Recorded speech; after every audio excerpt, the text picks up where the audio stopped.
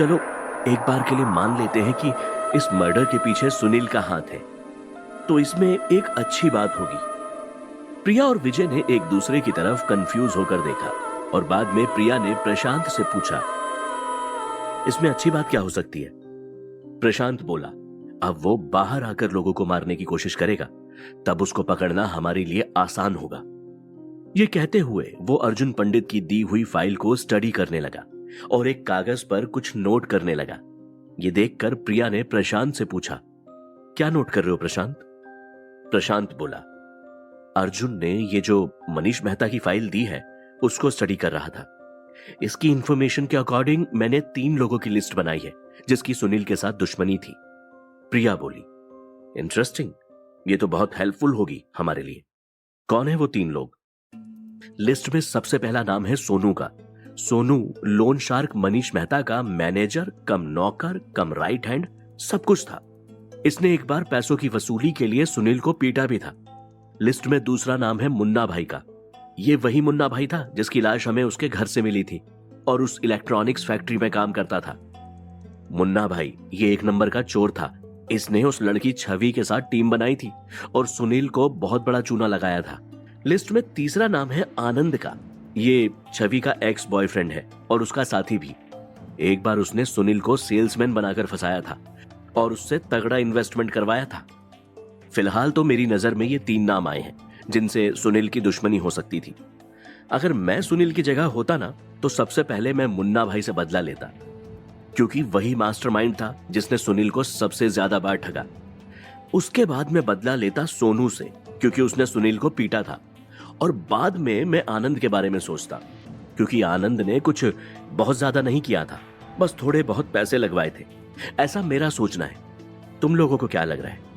प्रशांत ने विजय और प्रिया से पूछा। मतलब तुम्हारी नजर में आनंद के चांसेस कम है? प्रिया ने पूछा। प्रशांत बोला, जरूरी नहीं है, ये तो मेरा सोचना है, पर हमको पता नहीं कि उस कातिल की सोच कैसी है। अगर वो नफरत के हिसाब से रैंकिंग करके मर्डर कर रहा होता तो रुद्रांश 4थे नंबर पर नहीं होता। ये सुनकर कियारा बोली, लेकिन सुनील से रुद्रांश का क्या लेना देना? वो क्यों उसकी जान लेने पर तुला हुआ है? कियारा की बात सुनकर प्रशांत ने रुद्रांश की तरफ देखा। रुद्रांश ने प्रशांत से कहा, हाँ, आप लोग अपने दूसरे केस में मुझे क्यों घसीट रहे हैं? प्रशांत समझ गया था कि रुद्रांश अपनी पोल खुलने के डर से चिढ़ रहा था, लेकिन प्रशांत उसकी चिंता क्यों करता? प्रशांत बोला, बिल्कुल इस केस से तुम्हारा संबंध है, क्योंकि किसी जमाने में तुम्हें छवि से प्यार था और उस दौरान एक बार सुनील पैसों के लेन देन के सिलसिले में तुमसे मिला और तुमने उसे उसका आशिक समझकर पीट डाला था। तो हो सकता है कि अब वो इस बात का तुमसे बदला लेना चाहता हो। ये सुनकर सब लोग हक्के बक्के रह गए। रुद्रांश की पोल सबके सामने खुल गई, खास तौर पर मेनका के सामने। उसे प्रशांत पर गुस्सा तो बहुत आ रहा था, लेकिन उसने किसी तरह अपने पर काबू किया और धीरे से बोला, ठीक है, मैं उस वक्त छवि से प्यार करता था, लेकिन मुझे नहीं पता था कि वो इतनी बड़ी ठग और चालबाज औरत होगी। और जिस वक्त सुनील मुझसे मिला तो मुझे लगा कि वो छवि को तंग कर रहा है, इसलिए मैंने उसे पीट डाला। लेकिन क्या आप ये कहना चाह रहे हैं कि इस सब के पीछे सुनील का हाथ होगा? नहीं, मतलब ये बात मैं गारंटी के साथ नहीं कह सकता। ये कहते हुए प्रशांत ने धीरे से मेनका पर नजर डाली, जो ना जाने किन विचारों में खोई हुई थी और ऐसा दिखा रही थी जैसे उसने रुद्रांश की बातें सुनी ही ना हो। विजय ने पूछा, कुल मिलाकर क्या लगता है तुम्हें प्रशांत, अब सबसे ज्यादा खतरा किसको है? प्रशांत बोला, मैं भी वही सोच रहा हूं। अर्जुन पंडित के हिसाब से सोनू और आनंद पुलिस कस्टडी में है और मुन्ना भाई तो ऑलरेडी मारा जा चुका है। तो सबसे पहले अब वो सोनू को टारगेट करेगा जेल में, लेकिन जेल में इंटरनेट तो नहीं होगा, इसलिए शायद सोनू खतरे से बाहर है। लेकिन सुनील को जिनसे दुश्मनी है वो उनको मारेगा ना, मासूम लोगों को क्यों मारेगा? विजय ने पूछा। ये कहना थोड़ा मुश्किल काम है, क्योंकि कभी कभी ऐसे लोगों का गुस्सा सारे समाज पर निकलता है, उन्हें पूरे समाज से जैसे दुश्मनी हो जाती है। लेकिन क्योंकि अब उसके पास गुस्सा निकालने के लिए सोनू है, तो शायद अब वो सोनू पर अटैक करने का मौका ढूंढ रहा होगा। प्रशांत बोला, फिर तो हमें रक्षित को फोन करके कहना पड़ेगा कि वो जेल अथॉरिटी को बताकर सोनू की सिक्योरिटी को और बढ़ा दे। प्रिया बोली। लेकिन प्रशांत ने उसकी बात का कोई जवाब नहीं दिया। वो कुछ और सोच रहा था। क्या सोच रहे हो प्रशांत? प्रिया ने पूछा। मेरे पास एक और आइडिया है। क्योंकि सुनील हम सब लोगों को इसलिए मारना चाहता है क्योंकि हम रुद्रांश के साथ हैं। तो क्यों ना हम रुद्रांश को अपने साथ उस जेल में ले चले जहां पर सोनू बंद है। यह सुनकर रुद्रांश भड़क कर बोला, अब मैं नहीं जाऊंगा तुम्हारे साथ कहीं भी। मैंने तुम्हें यहां अपनी सुरक्षा के लिए बुलाया है, ना कि मुझे मरवाने के लिए। और वो सुनील पुलिस रिकॉर्ड के हिसाब से मर चुका है। अब उस केस से मेरा कोई लेना देना नहीं है। प्रिया गुस्से से बोली, तुम कितने स्वार्थी हो रुद्रांश। वो शैतान तुम्हारी वजह से कितने मासूम लोगों की जान ले रहा है। हम तुम्हें वहां इसलिए ले जाना चाहते हैं जिससे कि वो शैतान सामने आए और प्रशांत उसको खत्म कर दे। तुम मुझे बलि का बकरा क्यों बना रहे हो? मैं कहीं नहीं जाऊंगा, रुद्रांश बोला। अब मेनका ने बाजी अपने हाथ में ली और बोली, रुद्रांश, इससे पहले प्रशांत ने बड़े बड़े शैतान पर काबू पाया है और उनका खात्मा भी किया है। भरोसा रखो, प्रशांत और हम सब के होते तुम्हारी जान को कोई खतरा नहीं होगा। तुम वही करो जो ये कह रहे हैं। मेनका के कहने पर रुद्रांश को मन मारकर हां कहना ही पड़ा। अब सब लोग तैयार होकर प्रशांत के प्लान के मुताबिक उस शैतान के खात्मे के लिए रुद्रांश को साथ लेकर निकल पड़े। रुद्रांश बेमन से उनके पीछे चल रहा था। प्रशांत रुका और उसके पास आकर बोला, डरो मत रुद्रांश, कुछ नहीं होगा। मैं तुम्हें बचाऊंगा उस शैतान से। रुद्रांश गुस्से से बोला, मुझे तुम बचाओ या ना बचाओ, लेकिन तुम्हें मुझसे कोई नहीं बचा पाएगा अगर अगली बार तुमने सबके सामने मेरी बेइज्जती की, समझे? प्रशांत समझ गया कि रुद्रांश मेनका की वजह से यह बात कह रहा था। प्रशांत बोला, मुझे पता है तुम ये बात किसके लिए कह रहे हो, लेकिन एक बात याद रखना, ये तुम्हारी आशिक मिजाजी की आदत सुधार लो। मेनका वैसी लड़की नहीं है और वैसे भी उसे तुम में बिल्कुल भी इंटरेस्ट नहीं है। ये सुनते ही रुद्रांश को गुस्सा आया और उसने प्रशांत को घूंसा मारने के लिए हाथ उठाया। जैसे ही उसने हाथ उठाया, प्रशांत ने झट से उसका हाथ पकड़ लिया और बोला, सुनो, मेनका और तुम्हारा कोई मैच नहीं है। तुम उसके लायक नहीं हो और अगली बार मुझ पर हाथ उठाने की गलती मत कर लेना, क्योंकि तुम मुझसे मुकाबला नहीं कर पाओगे और तब तुम्हारी ज्यादा बेइज्जती होगी। प्रशांत ने उसका हाथ झटका और आगे निकल गया। रुद्रांश अपने दांत भींचकर गुस्से में खुद से ही बड़बड़ाया, दुनिया में ऐसी कोई लड़की नहीं है जो रुद्रांश को मना कर सके। रुद्रांश जिसे चाहता है उसे पाकर रहता है। और याद रखना प्रशांत, इस दुनिया में तुम्हारा एक और दुश्मन पैदा हो गया है, रुद्रांश सिंह। यह सोचता हुआ रुद्रांश अपनी महंगी स्पोर्ट्स कार की तरफ बढ़ा और जैसे ही उसको खोलने के लिए चाबी निकाली, पीछे से प्रशांत की आवाज आई, रुद्रांश, यहां आ जाओ। तुम्हें उस गाड़ी में नहीं, इस गाड़ी में चलना है। प्रशांत ने अपनी शव वाहिनी गाड़ी की ओर इशारा करते हुए कहा। रुद्रांश ने एटीट्यूड के साथ कहा, तुम्हें क्या लगता है मैं तुम्हारे साथ इस खटारा गाड़ी में जाऊंगा? मैं जिंदगी में कभी ऐसी गाड़ी में नहीं बैठा और ना ही आज बैठूंगा। यह सुनकर प्रशांत ने कटाक्ष में बोला, ठीक है, तुम इस गाड़ी में आओ और अगर रास्ते में वो शैतान सुनील तुम्हें मिल जाए तो तुम अकेले उससे निपट लेना, ठीक है? यह सुनकर रुद्रांश डर गया और मुंह बनाता हुआ प्रशांत की गाड़ी की तरफ गया तो सब हंसने लगे। वो और चिढ़ गया। गाड़ी के अंदर जाते ही उसने अपनी नाक पर रुमाल लगाया। अरे बाप रे, इतनी बदबू! ये जानवरों की गाड़ी है या इंसानों की? मुर्दों की, देख नहीं रहे हो? प्रशांत बोला। सब फिर से हंसे और रुद्रांश चिढ़कर बैठ गया। प्रशांत ने गाड़ी स्टार्ट की और अभी एक्सीलेटर पर पैर रखने ही वाला था कि रुद्रांश ने कहा, इस खटारा में कोई म्यूजिक का इंतजाम है कि नहीं? कहते हुए रुद्रांश ने रेडियो ऑन कर दिया। प्रशांत जोर से चिल्लाया, अरे रेडियो ऑन मत करना। लेकिन तब तक रेडियो ऑन हो चुका था और ऑन होते ही उसमें से जोर जोर से डरावनी आवाजें आने लगी। लोहे के कारखाने में जिस तरह से लोहा काटने की आवाज आती है, वैसी तीखी आवाज। सबके कान के पर्दे जैसे फटने वाले हैं, उस तरह सबने अपने अपने कान को हाथों से बंद किया। प्रशांत ने रेडियो ऑफ करने के लिए हाथ बढ़ाया, लेकिन जैसे ही उसने हाथ बढ़ाया, उसे लगा कि किसी अदृश्य शक्ति ने उसका हाथ पकड़ लिया। उसके हाथ एकदम जम गए। प्रशांत हैरान रह गया। उसने जल्दी से दूसरे हाथ से अपनी दादाजी वाली लाठी निकाली और तलवार की तरह यहां वहां चलाने लगा। तभी गाड़ी की छत पर से एक सुनहरी सी रोशनी आई और अचानक प्रशांत को लगा जैसे उसका हाथ किसी ने छोड़ दिया और रेडियो भी अपने आप बंद हो गया। प्रशांत ने जल्दी से उसे ऑफ किया। कुछ पल के लिए एकदम सन्नाटा छा गया और सबने चैन की सांस ली। विजय बोला, आज फिर तुम्हारे दादाजी के आशीर्वाद ने हमें बचा लिया। प्रशांत बोला, वो तो हमेशा मेरे साथ रहते हैं, वो देखो। प्रशांत ने सबको गाड़ी की छत की तरफ इशारा करते हुए कुछ दिखाया। सबने जल्दी से ऊपर की तरफ देखा। गाड़ी की छत में अंदर की तरफ एक मंत्र लिखा हुआ कागज चिपका हुआ था। उसमें से ही वो सुनहरी रोशनी निकली थी। सबने एक साथ उस कागज को हाथ जोड़कर प्रणाम किया। प्रशांत बोला, विजय, ये भूत तो कुछ ज्यादा ही एक्टिव है, रेडियो ऑन करते ही प्रकट हो गया। प्रिया बोली, सचमुच इसकी कनेक्टिविटी तो बहुत ही कमाल की है। प्रशांत बोला, रुद्रांश, सोचो अगर तुम अकेले अपनी स्पोर्ट्स कार में आते और म्यूजिक सिस्टम ऑन करते तो क्या होता। विजय बोला, बैंड बज जाती। ये सुनकर सब हंसने लगे। रुद्रांश चिढ़कर अपने घुटनों में सर रखकर सो गया। प्रशांत गाड़ी स्टार्ट करके आगे बढ़ा। सिंह बंगला शहर से बाहर था, इसलिए वहां तक जाने का रास्ता घने जंगलों और पहाड़ों वाला था। थोड़ी देर में उनकी गाड़ी हाईवे पर पहुंची। विजय ने पूछा, प्रशांत, तुम उस जेल का रास्ता तो जानते हो ना?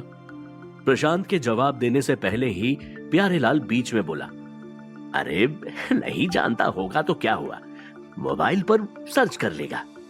सबने उसे गुस्से से देखा। मेनका बोली, पापा, अभी रेडियो वाला ड्रामा जो हुआ वो कम था क्या? सॉरी, भूल गया था, मोबाइल नॉट अलाउड।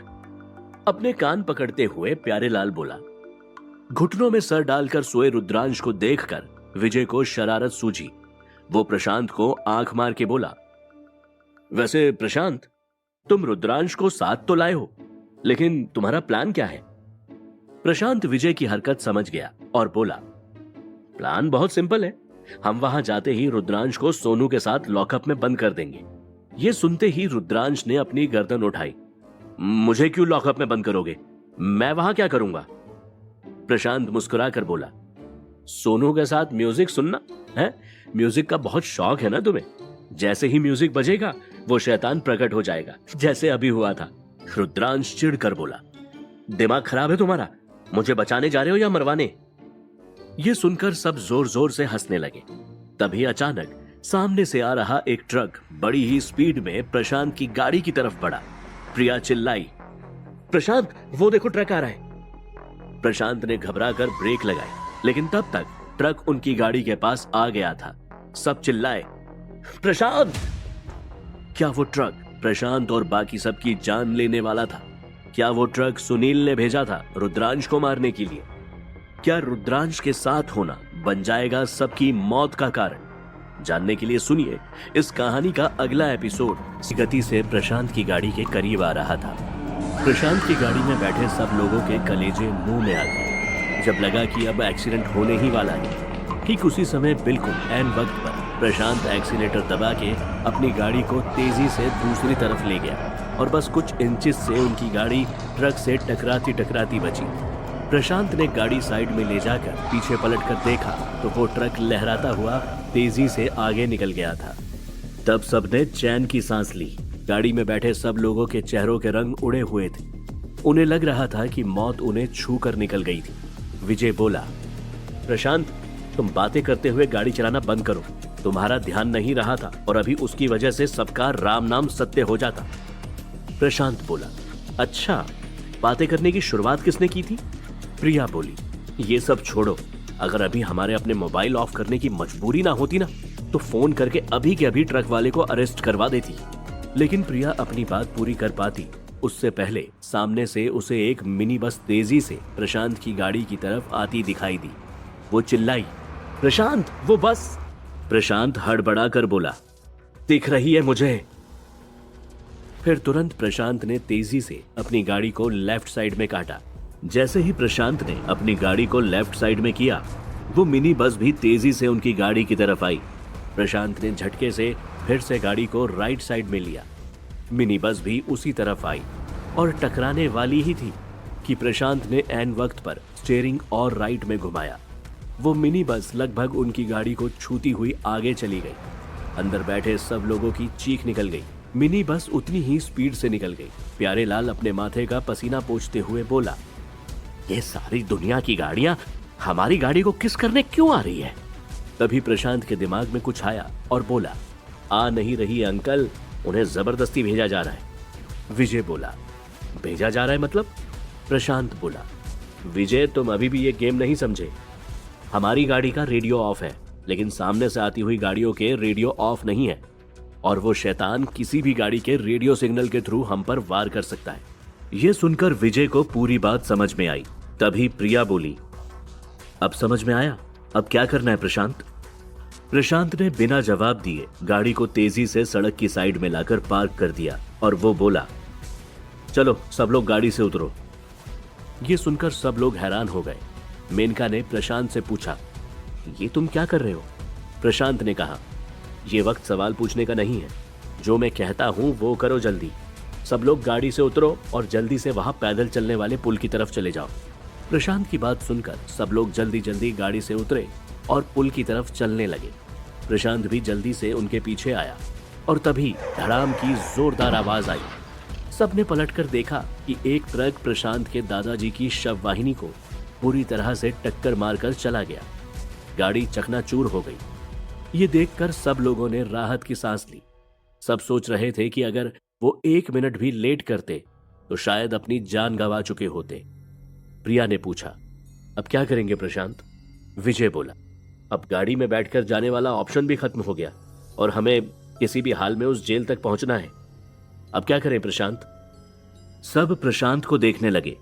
प्रशांत को अचानक कुछ सूझा। उसने आसमान की तरफ देखा और चिल्लाया, पोक शैतान, क्या छुपकर कभी इंटरनेट, कभी रेडियो, कभी टीवी से आकर धमकी देता है, मासूमों पर वार करता है। अगर हिम्मत है तो मुझ पर वार कर, मुझसे मुकाबला कर कायर। तुझे रुद्रांश चाहिए था ना? देख, मैं तेरे लिए रुद्रांश को लेकर आया हूं। ये सुनते ही रुद्रांश ने घबराकर प्रशांत की तरफ देखा और हाथ से नहीं का इशारा किया और विजय और प्रिया के पीछे छिप गया। प्रशांत फिर से चिल्लाया, सामने आ बुज़दिल।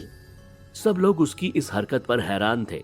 तभी आकाश में तेज बिजली कड़की और आसपास तेज हवाएं चलने लगी और एक अजीब सी आवाज हुई, जिससे ऐसा लगा जैसे कोई अदृश्य शक्ति प्रशांत की तरफ बढ़ रही हो। ये पूरा माहौल देखकर सब लोग हैरान हो गए। प्रशांत खतरे को भाप गया, लेकिन नाटक करते हुए बोला, चलो सब लोग, इस शैतान में कोई दम नहीं है। ये कहते हुए उसने अपने बैग से दादाजी की वो डोम वाली लकड़ी उठाई और उसे दोनों हाथों में पकड़कर हवा में तलवार की तरह इधर उधर घुमाने लगा और पुल पर आगे बढ़ने लगा। सब लोग उसके पीछे पीछे चलने लगे। तभी अचानक प्रशांत के मुंह से चीख निकली और वो हवा में उड़ता हुआ पुल के साइड में लगी स्टील की रेलिंग से जाकर टकराकर नीचे गिरा। दरअसल किसी अदृश्य शक्ति ने उसे घूंसा मारा था और उसमें इतना पावर था कि प्रशांत दर्द के मारे वापस उठ भी नहीं पा रहा था। प्रिया चिल्लाई, प्रशांत, तुम ठीक हो ना? कहते हुए उसकी तरफ जाने लगी। विजय ने उसे पीछे खींचा और बोला, अरे, खुद की बलि देने का शौक है क्या तुम्हें? प्रशांत के पास जाओगी तो क्या ये वीडियो वाला कातिल तुम्हें जिंदा छोड़ेगा? प्रशांत निपट लेगा उससे, तुम दूर रहो। तभी प्रशांत को पुल की सीढ़ियों पर किसी के आने की आवाज सुनाई दी।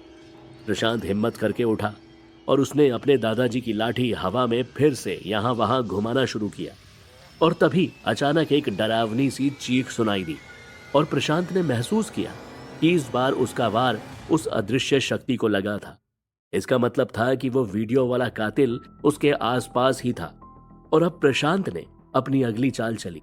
उसने पुल से नीचे देखा तो वहां पर एक ट्रक खड़ा था जिसमें मिट्टी भरी हुई थी। प्रशांत पुल से उस ट्रक में कूदा। प्रशांत के वार से वो शैतान तिलमिला उठा था। प्रशांत मिट्टी वाले ट्रक में अपने कपड़े झटक के खड़ा हुआ कि तभी उसने वहां किसी के कूदने की आवाज सुनी और मिट्टी पर बड़े बड़े पैरों के निशान देखे। मतलब शैतान मेरा पीछा कर रहा है, प्रशांत ने मन में सोचा। उसके बाद जल्दी से ट्रक से नीचे कूदा और हाईवे की तरफ दौड़ा और जानबूझकर गाड़ियों के बीच से बचता बचाता भागता रहा और अपने पीछे लगातार किसी के आने का एहसास उसे हो रहा था। वो तब तक वैसे ही गाड़ियों के बीच से भागता रहा जब तक उसे ये एहसास हो रहा था कि वो वीडियो वाला कातिल उसका पीछा कर रहा था। अचानक उसे महसूस हुआ कि उसके पीछे कोई नहीं है। उसी वक्त प्रशांत रुक गया और अपनी फूली हुई सांसों के साथ इंतजार करने लगा। जब प्रशांत को इस बात का पूरा विश्वास हो गया कि अब उसके पीछे कोई नहीं है, तो उसने वहां से जाती हुई कार से लिफ्ट ली और वापस वहीं पुल के पास पहुंच गया, लेकिन उसे वहां कोई नहीं मिला। प्रशांत बाकी लोगों को वहां ना पाकर परेशान हो गया और उसने पुकारना शुरू किया, प्रिया, विजय, प्यारेलाल चाचा, मेनका, कहां हो तुम लोग? वो पुकारता पुकारता आगे बढ़ता जा रहा था। तभी उसे आवाज आई, हम यहां हैं। प्रशांत ने देखा कि सभी लोग एक छोटे से पब्लिक गार्डन में बैठे उसका इंतजार कर रहे थे, जहां पर काफी अंधेरा था। प्रशांत को जिंदा देखकर सब लोग बहुत खुश हो गए। प्रिया ने पूछा, क्या हो गया था प्रशांत? तुम ऐसे क्यों भाग रहे थे? क्या हुआ उस वीडियो वाले कातिल का? प्यारेलाल ने आगे आकर पूछा। मारा है उसे, खत्म हो गया वो। प्रशांत ने प्यारेलाल को घूरते हुए कहा, हाँ मार आया, उसे गाड़ियों के नीचे कुचलवा दिया हाईवे पर। प्यारेलाल ने खुश होकर कहा, सच? मेनका बोली, पापा आप कमाल करते हो, वो कोई कुत्ते का पिल्ला था जो गाड़ियों के नीचे कुचल जाएगा। विजय ने प्रशांत से पूछा, तुम लगातार भाग क्यों रहे थे, कुछ तो बताओ। प्रशांत बोला, विजय, आज मुझे एक नई बात पता चली। वो वीडियो वाला शैतान वाकई इलेक्ट्रॉनिक्स पर बहुत डिपेंड करता है। जिस तरह हमारे मोबाइल की बैटरी वीक होती है ना, ठीक उसी तरह उसकी बैटरी भी वीक हो जाती है। प्रिया बोली, तुम्हें कैसे पता? प्रशांत ने कहा, प्रिया, वो लगातार मेरा पीछा कर रहा था, लेकिन जब मैं काफी आगे निकल गया तो मैंने महसूस किया कि उसकी पीछा करने की रफ्तार कम हो गई थी और फिर वो गायब हो गया क्योंकि उसकी बैटरी वीक हो गई थी, मतलब उसकी शक्ति कम हो गई थी। सब लोग उसकी बात सुनकर हैरान थे। मेनका बोली, प्रशांत, मुझे अभी भी समझ में नहीं आ रही तुम्हारी बात। प्रशांत बोला, मेनका, ये जो वीडियो वाला शैतान है ना, इसकी सारी पावर नेटवर्क से चलती है। जिस तरह हमारे मोबाइल को बराबर नेटवर्क मिलता है तो वो बराबर चलता रहता है, ठीक उसी तरह उसको अगर नेटवर्क कम मिलता है तो इसकी पावर धीरे धीरे कम हो जाती है और हमें अब उसकी कमजोरी का फायदा उठाना है। विजय बोला, वो कैसे होगा? प्रशांत बोला, विजय, हमें इस शैतान को किसी ऐसी जगह लेकर आना होगा जहां का नेटवर्क सिस्टम हमारे हाथ में हो और हम उसे ललचा कर किसी तरह वहां तक लाएंगे और उसके बाद वहां का नेटवर्क बंद कर देंगे और नेटवर्क बंद होते ही इस शैतान की शक्ति धीरे धीरे कम होती जाएगी और उसके बाद उस पर काबू पाना आसान हो जाएगा। प्रिया बोली, ब्रिलियंट आइडिया प्रशांत, लेकिन कहां मिलेगी ऐसी जगह? प्रशांत बोला, जहां हम जा रहे हैं। प्रिया उसकी बात नहीं समझी। प्रशांत बोला, मतलब जेल? वो जगह हमें उस जेल में ही मिलेगी क्योंकि वहां पर लोग भी हमारे होंगे और वहां का नेटवर्क भी हमारे हाथ में होगा। अब हमें किसी तरह जेल तक जल्दी पहुंचना है, जो यहां से करीब 3 किलोमीटर दूर है। हम 3 किलोमीटर पैदल चलकर जाएंगे और ऐसा रास्ता चुनेंगे जहां पर कोई नेटवर्क और इलेक्ट्रॉनिक साधन ना हो। रुद्रांश बोला, मैं नहीं चलूंगा 3 किलोमीटर पैदल। प्रशांत बोला, ठीक है, तुम यहां से किसी कार वाले से लिफ्ट लेकर वहां तक आ जाओ। हाँ, ये देखना कि उस कार में रेडियो जरूर होना चाहिए जिससे तुम्हारा मनोरंजन होता रहे। भाई, जिसको रुद्रांश के साथ गाने सुनते हुए आना हो वो यहां रुके, बाकी मेरे साथ पैदल चले, आ जाओ। ये कहकर प्रशांत ने चलना शुरू किया और उसके पीछे पीछे सब लोग चलने लगे। रुद्रांश अकेला खड़ा रह गया। बाद में वो भी मुंह बनाता हुआ दौड़कर उनके पीछे आया। जेल तक पहुंचने में सबसे बड़ी समस्या थी ऐसे रास्ते का मिलना जहां पर नेटवर्क और बिजली दोनों कम हो, जो कि असंभव था। इसीलिए प्रशांत ने हाईवे से लगे हुए एक बंजर खेत से जाने का फैसला किया, जहां पर काफी अंधेरा था। उस सुनसान अंधेरे बंजर खेत में चलते चलते धीरे धीरे सब लोग जेल की तरफ जाने लगे। थोड़ा आगे जाने के बाद रुद्रांश थक कर रुका और हांफते हुए बोला, ठहरो, 5 मिनट का ब्रेक करेंगे, मैं थक गया हूं, मुझमें और एनर्जी नहीं है। प्रशांत बोला, लगता है उस वीडियो वाले शैतान की तरह रुद्रांश की भी एनर्जी अंधेरे और कम नेटवर्क वाली जगह पर कम हो जाती है। यह सुनकर सब लोगों के चेहरे पर मुस्कान आई और सब वापस चलने लगे। कियारा और मेनका भी बिना रुके चलती रही। रुद्रांश भी खुद को अकेला पाकर उनके पीछे चलने लगा। करीब आधा घंटा पैदल चलने के बाद सब लोग उस जेल तक पहुंच गए। वहां पर अर्जुन पंडित उनका पहले से ही इंतजार कर रहा था। उनको आता देखकर वो खुश हुआ और बोला, तुम लोग पैदल क्यों आ रहे हो? प्रशांत, तुम्हारी गाड़ी कहां गई? प्रशांत मुस्कुराकर बोला, वो वीडियो वाले शैतान ने मेरी गाड़ी की भी बलि ले ली। अर्जुन ने चौंकते हुए पूछा, क्या मतलब? लंबी कहानी है, बाद में बताऊंगा। फिलहाल ये बताओ, सब इंतजाम हो गए? प्रशांत ने पूछा। अर्जुन पंडित बोला, यहां का जेलर मेरा बहुत पुराना दोस्त निकला। उसने मुझे बहुत सपोर्ट किया। उसने सोनू को रखने के लिए एक ऐसा कमरा मुझे दिया है जहां पर ना तो कोई नेटवर्क है और ना कोई लाइट, इसलिए वो कमरा बिल्कुल सेफ है। प्रशांत बोला, ग्रेट अर्जुन, अब हमें एक ऐसा मजबूत और बंद कमरा चाहिए जिसमें कोई खिड़की ना हो, दरवाजा भी सिर्फ एक ही हो और वो भी बहुत मजबूत। अर्जुन पंडित बोला, तुम्हारी ये सारी जरूरतें इस जेल के इंटेरोगेशन रूम में पूरी हो जाएगी। आओ दिखाता हूं तुम्हें। अर्जुन पंडित सबको लेकर इंटेरोगेशन रूम में आया। वो कमरा बहुत बड़ा नहीं था। उसके अंदर एक bullet proof one way mirror लगा हुआ था और वहां एक ही दरवाजा था जो काफी मजबूत दिख रहा था। ये रूम परफेक्ट है।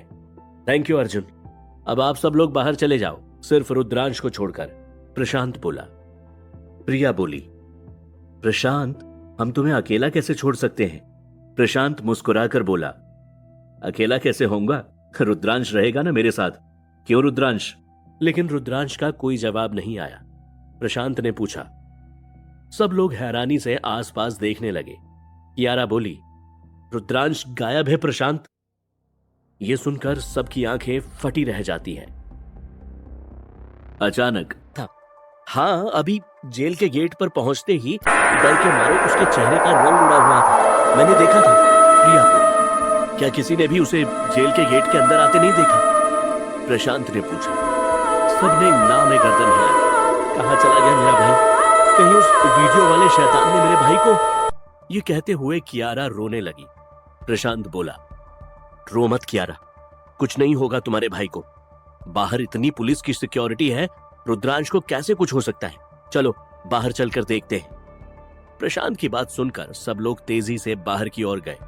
सब बड़े टेंशन में रुद्रांश को यहां वहां ढूंढने लगे। प्रशांत गार्ड से पूछताछ कर रहा था।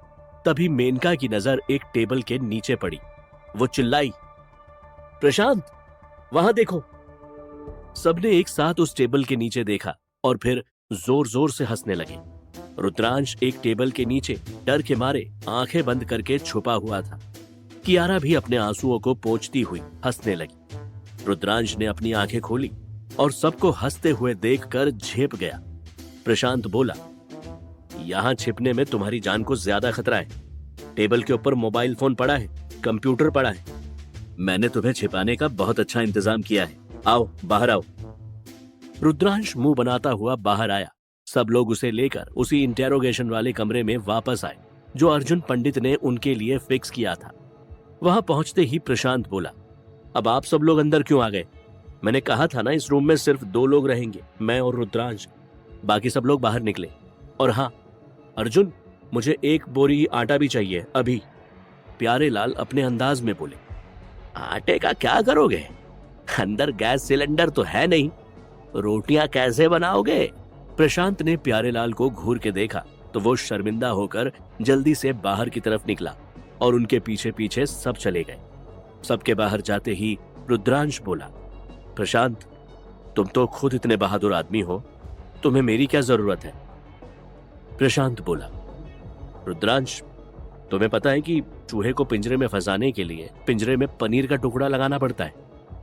यह सुनकर रुद्रांश कंफ्यूज हो गया। बोला, इस बात का क्या मतलब? तुम इस वक्त वो पनीर का टुकड़ा हो। वो वीडियो वाला कातिल हमारे जाल में फंसेगा ही तब जब वो तुम्हें मारने आएगा, समझे?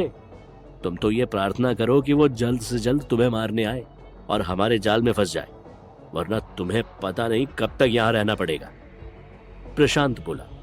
पहले से डरा हुआ रुद्रांश ये सुनकर और भी टेंशन में आ गया।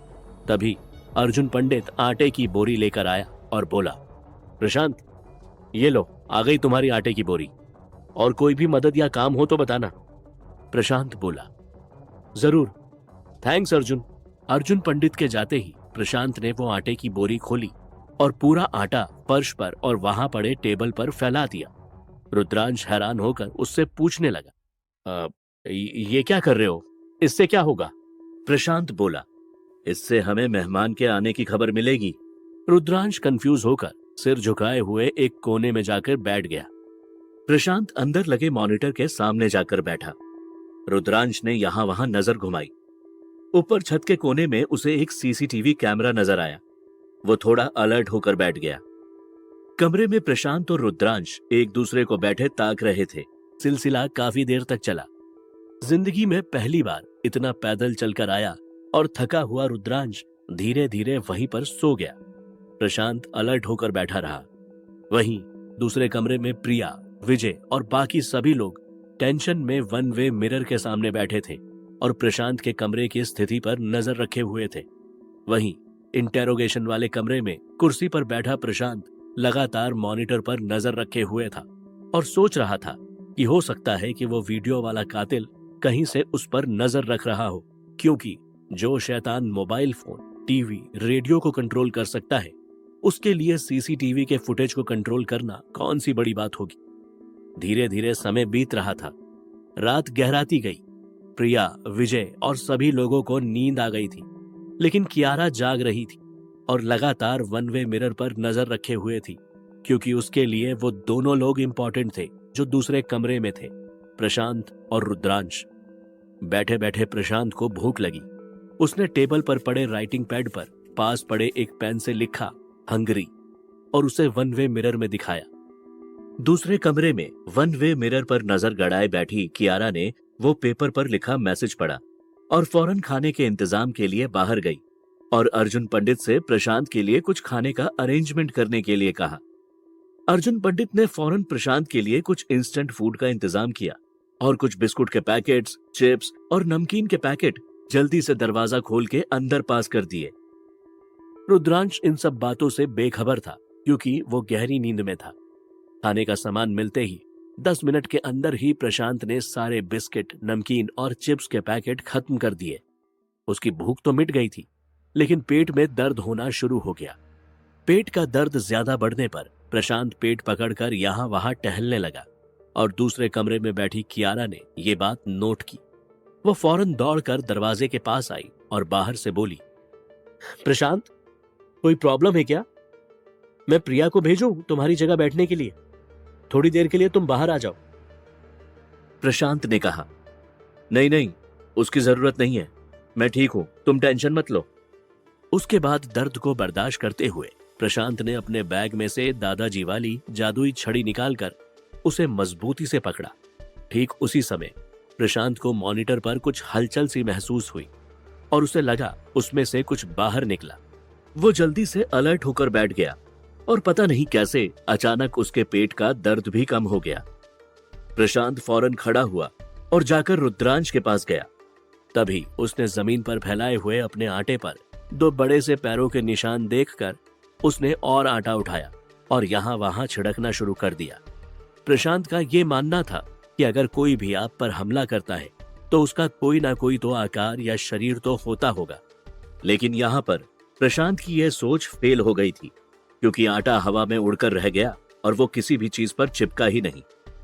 लेकिन प्रशांत को विश्वास था कि कोई ना कोई आसपास है, इसीलिए उसने अपने दादाजी की लाठी को मजबूती से पकड़ा, क्योंकि उसे पता था कि कुछ भी हो, इसकी वजह से कोई उसे नुकसान नहीं पहुंचा पाएगा। फिर से कमरे में किसी के होने का एहसास होने पर प्रशांत चिल्लाया, लाइट बंद करो। प्रशांत की आवाज सुनते ही फौरन उसके कमरे की लाइट बंद कर दी गई। वहां अंधेरा हो गया और इसी बीच शोर सुनकर रुद्रांश जागा और अंधेरा देखकर उसने अपना मोबाइल बाहर निकाला और उसकी लाइट जलाकर उजाला कर दिया और चिल्लाने लगा, कौन है, कौन है? तभी कमरे में अजीब सी गुर्राने जैसी आवाज आने लगी। प्रशांत समझ गया कि शैतान ने अपना काम शुरू कर दिया है। उसने अपने दादाजी वाली लाठी को हवा में घुमाना शुरू किया और अचानक किसी के चिल्लाने की आवाज आई और ऐसा लगा जैसे उस शैतान को चोट लगी और वो गुर्रा के पीछे हटा हो। प्रशांत ने रुद्रांश को खींचकर दरवाजे की तरफ धक्का दिया और कहा, जल्दी निकलो यहां से। उसके बाद उसने अपनी लाठी दोबारा तलवार की तरह लहराई। जहां से गुर्राने की आवाज आ रही थी वो उस तरफ अटैक करता रहा। कमरे में शैतान के गुर्राने का शोर बढ़ता चला जा रहा था। इन सब बातों से रुद्रांश इतना डरा हुआ और घबरा गया था कि उसके हाथ पांव कांपने लगे। वो इतनी भी हिम्मत ना कर सका कि दरवाजा खोल के बाहर जा सके। प्रशांत चिल्लाता रहा, तुम निकलो यहां से रुद्रांश। लेकिन डरा हुआ रुद्रांश अपनी जगह से हिल भी नहीं पा रहा था। तभी बाहर से दरवाजा खुला और रुद्रांश को कियारा ने बाहर से खींचकर बाहर निकाल लिया और चिल्लाई, प्रशांत, तुम भी बाहर आ जाओ जल्दी। प्रशांत चिल्लाया, मुझे अकेला छोड़ दो, जल्दी से दरवाजा बंद करो, जल्दी करो। प्रशांत का ध्यान थोड़ा हटा ही था कि अचानक उसे किसी भारी हाथ ने जोर का थप्पड़ मारा। प्रशांत हवा में उड़ता हुआ दीवार से टकराकर गिर पड़ा। कमरे में गुर्राने का शोर और बढ़ गया। प्रशांत अपने दर्द की चिंता ना करते हुए जल्दी से उठा और उसने खुले हुए दरवाजे को लात मारी और अंदर से लॉक कर लिया। ठीक उसी समय दरवाजे पर किसी चीज के टकराने की जोरदार आवाज आई। ऐसा लगा जैसे किसी बड़ी सी गाड़ी ने टक्कर मारी हो। जबकि इंटेरोगेशन रूम का दरवाजा लोहे का बना हुआ बहुत ही मजबूत दरवाजा था, जिसे आसानी से खोला नहीं जा सकता था। अचानक कमरे में गुर्राने का शोर और बढ़ गया और प्रशांत के कुछ समझने से पहले ही किसी ने प्रशांत पर इतना जोरदार प्रहार किया कि उसका शरीर हवा में लहराता हुआ वहां रखी हुई स्टील की टेबल पर गिरा और इतनी तेजी से गिरा कि वो टेबल नीचे धंस गई। इस हंगामे और शोर से बगल वाले कमरे में सोए हुए सभी लोग उठ चुके थे, लेकिन प्रशांत वाले कमरे में अंधेरा होने की वजह से कुछ देख नहीं पा रहे थे। प्रिया ने अपने मोबाइल फोन की टॉर्च की लाइट वन वे मिरर पर डाली। ठीक उसी वक्त उसने प्रशांत की हवा में लहराती बॉडी को स्टील की टेबल पर गिरते हुए देखा तो वो जोर से चिल्लाई, प्रशांत। प्रशांत के कमरे का ये दृश्य देखकर सभी लोग, विजय, प्यारेलाल, अर्जुन पंडित, कियारा और मेनका बुरी तरह से टेंशन में आ गए, लेकिन वो कुछ कर नहीं सकते थे। सबके पास बेबस होकर देखने के अलावा और कोई चारा ना था। पूछताछ वाले रूम में प्रशांत का पूरा शरीर जैसे टूट सा गया था। उसे बहुत दर्द हो रहा था और वो अपने आप को बहुत ही कमजोर महसूस कर रहा था और उसके दादाजी की जादुई लाठी भी उससे दूर कहीं गिर चुकी थी। और इससे भी ज्यादा एक और बात प्रशांत को परेशान कर रही थी, उसके पेट का दर्द, जो कि अचानक बहुत ज्यादा बढ़ गया था। उसे ऐसा लग रहा था कि उसके पेट में कुछ घूम रहा है। उस दर्द के कारण वो और भी बेबस महसूस कर रहा था। दर्द से जूझते प्रशांत को अचानक किसी भारी और मजबूत हाथ ने गर्दन से पकड़ा और उठाया। प्रशांत खुद को छुड़ाने के लिए छटपटाया। उसकी सांसें भारी होने लगी, पसीना आने लगा।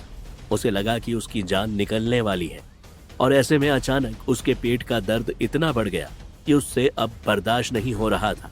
तभी दरवाजे के बाहर से विजय के चिल्लाने की आवाज आई। वो जोर जोर से दरवाजा पीट रहा था। प्रशांत, दरवाजा खोलो, मुझे तुम्हारी मदद के लिए अंदर आने दो, प्लीज प्रशांत, दरवाजा खोलो। दर्द से छटपटा रहा प्रशांत बोला, नहीं नहीं, तुम्हें आने की जरूरत नहीं है। जिद मत करो प्रशांत, मुझे अंदर आने दो, हम दोनों मिलकर इस शैतान पर काबू पा लेंगे। प्रशांत बोला, नहीं विजय, तुम चिंता मत करो, मेरे पास इसे काबू में करने के लिए रास्ता है। प्रशांत ने पूरी ताकत लगाकर अपने आप को उस शैतान की पकड़ से छुड़ाया। उसी वक्त उसे याद आया कि उसके दादाजी की लाल किताब में ऐसे अनदेखे शैतानों को वश में करने के लिए कुछ मंत्र लिखे थे। प्रशांत ने पूरी शक्ति के साथ खुद को खड़ा किया और अपने दोनों हाथों को उठाकर आंखें बंद करके मंत्रों का जाप शुरू करने ही वाला था कि तभी उसके पेट के निचले हिस्से में इतना ज्यादा दर्द उठा कि वो चक्कर खाकर जमीन पर गिर पड़ा। उसे सांस लेने में दिक्कत होने लगी। प्रशांत को ऐसा लगा कि उसके फेफड़ों ने काम करना बंद कर दिया है। उसे महसूस हुआ कि उसके पेट से कुछ बाहर निकलने वाला है। वो दांत भींचकर दर्द बर्दाश्त कर रहा था। दूसरी तरफ वन वे मिरर में प्रशांत की ये हालत देखकर प्रिया, विजय, प्यारेलाल और सभी लोगों को बहुत तकलीफ हो रही थी। उनसे ये दृश्य देखा नहीं जा रहा था। सब प्रशांत को मौत से लड़ते देख रहे थे और वो कुछ नहीं कर पा रहे थे। प्रिया जोर से चिल्लाई, हम लोग ऐसे खड़े कब तक तमाशा देखते रहेंगे? कुछ करो, वो मर जाएगा। विजय, किसी भी तरीके से दरवाजा खोलो। कहते हुए प्रिया तेजी से बाहर की तरफ भागी। सब लोग उसके पीछे पीछे आए। बाहर अर्जुन पंडित चाबी से दरवाजा खोलने की कोशिश कर रहा था। सभी लोग वहां पहुंचे। प्रिया चिल्लाई, अर्जुन जल्दी दरवाजा खोलो, प्रशांत की जान खतरे में। अर्जुन बोला, प्रिया दरवाजा नहीं खुल रहा, मैं कब से कोशिश कर रहा हूं। विजय बोला, चाबी लगाने के बाद भी दरवाजा क्यों नहीं खुल रहा। कियारा बोली, दरवाजा नहीं खुलेगा। रुद्रांश को बाहर निकालने के बाद प्रशांत ने दरवाजा अंदर से बंद कर लिया था। यह सुनकर सबके चेहरे लटक गए। विजय और अर्जुन दोनों ने दरवाजे को धक्का मार मार के खोलने की कोशिश की, लेकिन दरवाजा बहुत मजबूत था। प्रिया बोली, यह दरवाजा ऐसे नहीं टूटेगा, किसी दरवाजा काटने वाले को बुलाओ जल्दी। तभी अंदर से प्रशांत के जोर से चिल्लाने की आवाज आई, मार डाला। और फिर अचानक अंदर से शोर शराबे की आवाज आना बंद हो गई और सन्नाटा छा गया। सब लोगों ने टेंशन में एक दूसरे को देखा और फिर सब जोर से प्रशांत चिल्लाते हुए मिरर वाले कमरे की तरफ भागे। बंद कमरे में ऐसे क्यों चिल्लाया था प्रशांत? क्या उस शैतान ने प्रशांत को मार डाला था? जानने के लिए सुनिए इस कहानी का